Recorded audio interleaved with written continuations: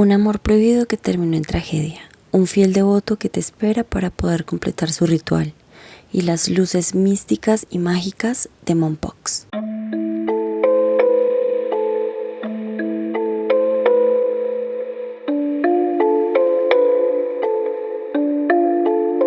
Hola a todos y bienvenidísimos nuevamente a este canal, bienvenidos también a este especial de 31 días de Halloween, 31 historias de terror. No solo lo estoy haciendo aquí por YouTube, sino que también lo puedes seguir en TikTok. Ahí en TikTok vas a encontrar historias más cortitas y un poquito de mi día a día como fisioterapeuta domiciliaria. Mi nombre es María Cruz y trabajo principalmente con adultos mayores. Yo siempre los escucho porque ellos siempre tienen una historia que contar y merece ser escuchada. Yo me encargo de reorganizar los datos, organizar la historia y de contárselas a ustedes para que sus recuerdos no se los lleve el tiempo. Y bueno, sin más preámbulos, comencemos. Hoy iniciaremos caminando juntos por unas calles empedradas, alumbradas por unas farolas que a duras penas logran ahuyentar un poco la oscuridad. La época colonial en el corazón histórico de Colombia guarda tras sus balcones de madera y paredes de adobe historias que han trascendido el tiempo. Leyendas de fantasmas, almas en pena, susurros que aún se escuchan vagar, y hoy vas a ser testigo de una de las mejores y más tristes historias de amor que seguramente por aquella época se vieron muchas veces. La primera historia es La Dama sin Caballero. Por allá, por el virreinato de la Nueva Granada, en el siglo XVIII aproximadamente, cuando la sociedad tristemente estaba muy marcada por las clases sociales y claramente por el honor familiar, en una casa de balcones tallados, en pleno centro de Santa Fe, vivía la señorita Isabela de Alarcón y Mendoza,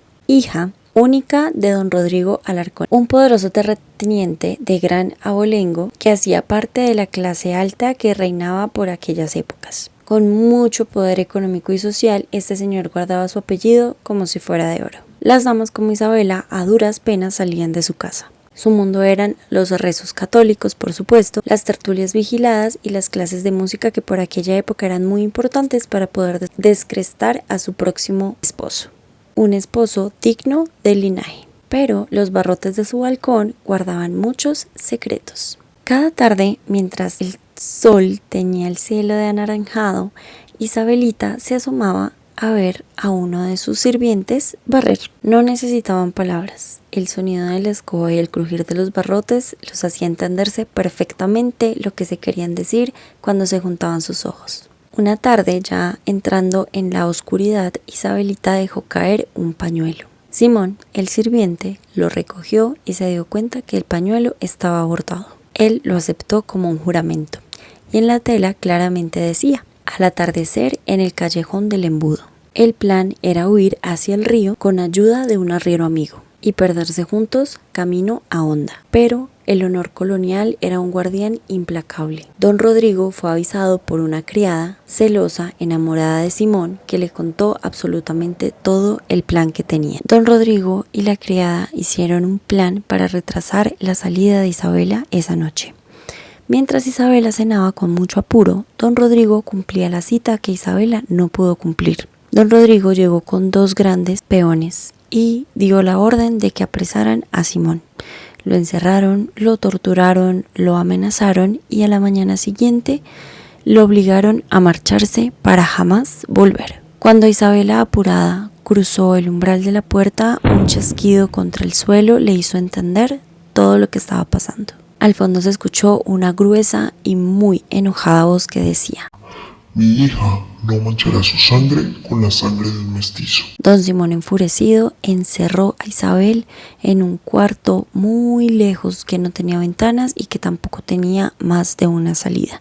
Y la salida siempre estaba vigilada por la criada, que le confesó todo a don Rodrigo. La criada estaba furiosa, también sufría en silencio por la partida de Simón, y se encargó de envenenar a la señorita en contra de Simón. Le decía que él siempre hacía eso, que llegaba a las grandes haciendas, enamoraba a las ingenuas y cuando lograba sacar provecho de la clase alta, se marchaba. La tristeza de Isabela fue tanta que murió de pena. No volvió a comer, pasaba las noches en vela y simplemente un día su cuerpo no aguantó más y murió. Desde entonces dicen que su espíritu vaga tristemente esperando a aquel hombre que nunca volvió. Los vecinos hablan de una dama de blanco, una mujer vestida de traje colonial que se asomaba por los balcones de aquella época y ahora aparece cada vez que la luna está alta. Dicen que su mirada no tiene pupilas, que realmente no mira a nadie, solo espera el reencuentro con Simón.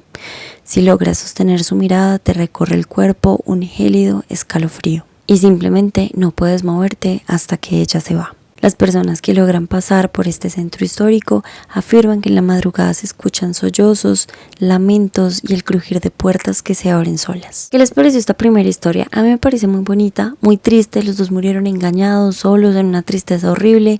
No se supo nada de Simón. Y pues bueno, saquen sus propias conclusiones. ¿Qué opinan de esta historia que me contó un adulto mayor? Este adulto mayor hacía cuentos y los contaba en lugares y él se ganaba así la plata, la vida. Él era cuentero, es cuentero. Bueno, es cuentero porque todavía me ha hecho unos cuentos muy buenos. Real o no, juzguen ustedes. Estamos en 1653, en una de las más antiguas y llenas de historia ciudades de Colombia, en Popayán. Por allá por el 1600 se fundó una enorme edificación.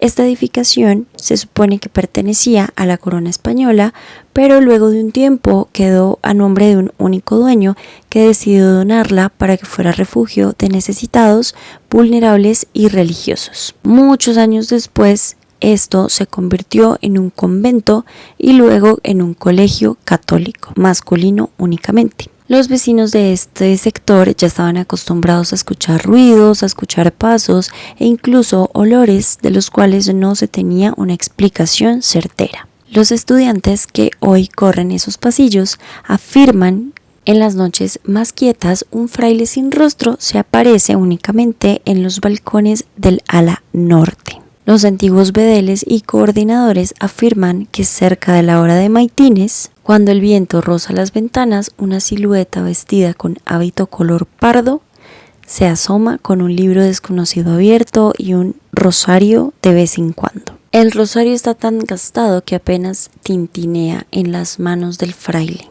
y un gran libro abierto siempre en sus manos. Su capucha cubre completamente su cabeza y donde debería haber un rostro simplemente hay oscuridad.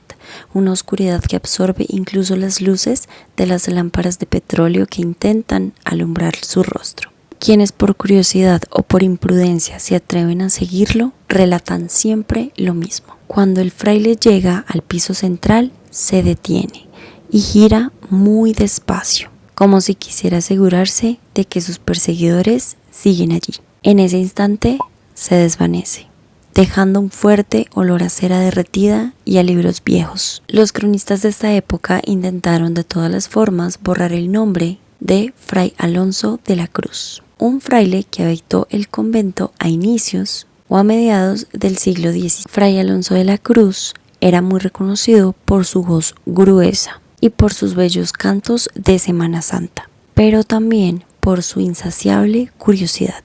Adoraba profundamente los libros de alquimia y de astronomía. Fray Alonso estaba convencido de que las estrellas ocultaban un lenguaje divino que revelaba el inicio de la obra de Dios. Pronto, su celda comenzó a llenarse de este tipo de libros, de textos y muchos libros que no sabían cómo él había conseguido porque eran libros prohibidos por la iglesia. Al darse cuenta de esto, sus hermanos en la fe lo denunciaron, al desconfiar de él, diciendo que estaba haciendo prácticas indebidas. Y estos rumores llegaron a oídos del Santo Oficio.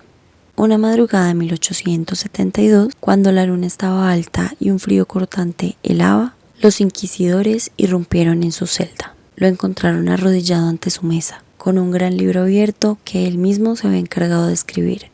Era un compendio de oraciones y simbología mística. Se dice que al verlo, los hombres de negro simplemente se asustaron, no dijeron una sola palabra y simplemente dieron la orden de apresarlo. Fray Alonso intentó explicarle que su obra no era satánica y que tampoco era hechicería, simplemente estaba intentando acercarse más a Dios y a su obra. Pero claramente nadie lo escuchó. Lo sacaron del claustro y entre susurros y sonidos de antorcha llegó al patio central. Allí, sin un juicio y sin ninguna defensa, lo obligaron a retractarse, a abjurar y a renegar sobre todo aquello que él había construido. y Fray Alonso, con su voz potente y firme: El rostro del hombre no revela la luz de Dios. El verdadero rostro está en el universo. Cuentan que en ese mismo instante un viento helado apagó todas las antorchas.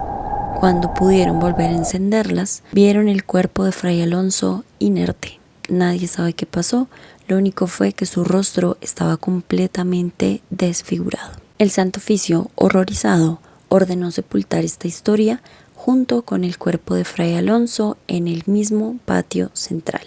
Fray Alonso jamás volvió a salir del claustro, y desde aquella noche nadie volvió a hablar de Fray Alonso, hasta que misteriosamente iniciaron los rumores en el patio, lo que en ese momento fue un colegio masculino católico. Los guardias aseguran que Fray Alonso camina por este lugar esperando que alguien pueda ayudar a completar su rezo y su ritual. Esta es una historia que estaba en un libro que me dio un paciente, me dijo léalo y me pregunta.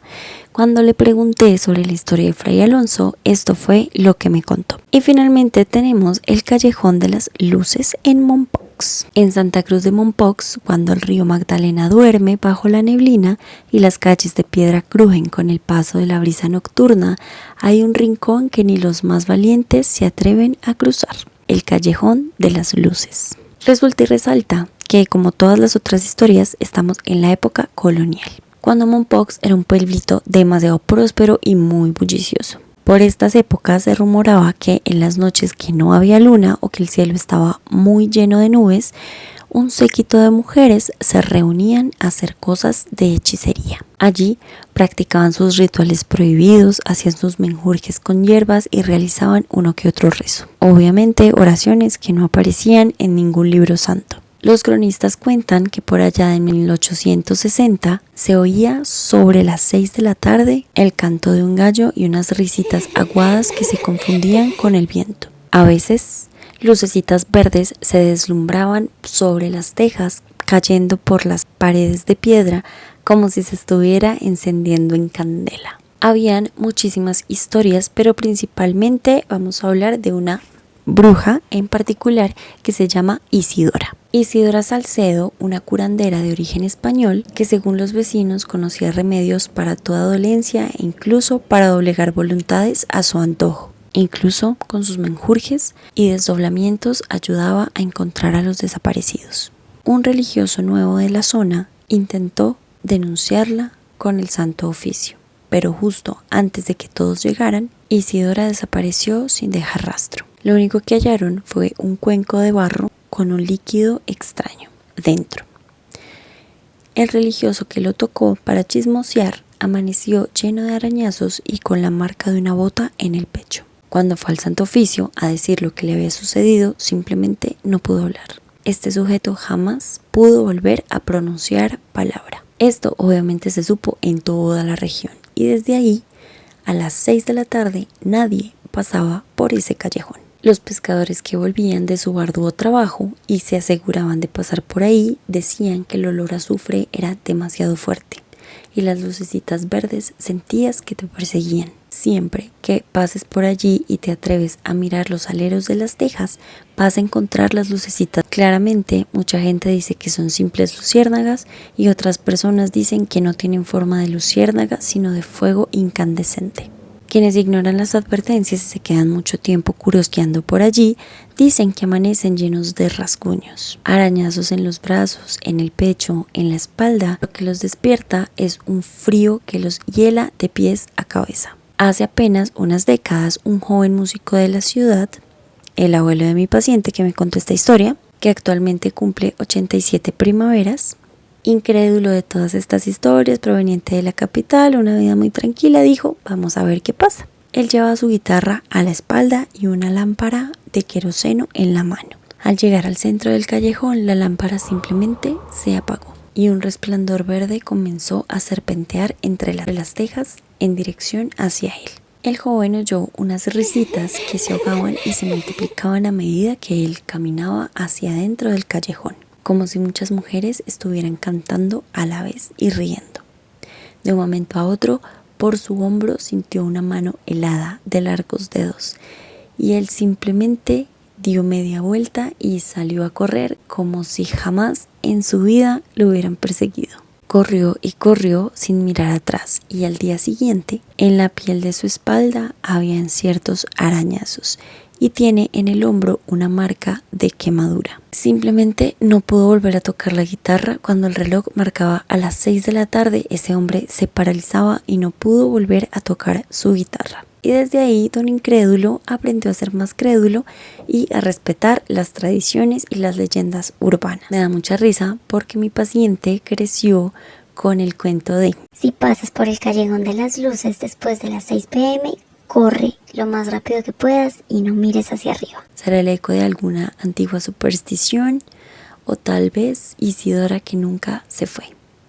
Y bueno, ahí nos quedan estas 3 historias muy extrañas para recordarnos que la Colombia colonial no es solo un lugar de museos, sino un centro que respira historia y misterio. Quizá la próxima vez que pases por Mompox lo recuerdes. No sé si exista o no existe este callejón, si le hayan cambiado el nombre, si es una historia real o simplemente un cuento mágico, una coincidencia. Y ni modo, estas fueron las 3 historias del día de hoy. Recuerden que es el segundo día de las 31 historias, 31 días de Halloween. Recuerden seguirme también en TikTok, donde van a encontrar más historias pequeñitas. Y ya, nos vemos en el próximo video. Gracias por escucharnos.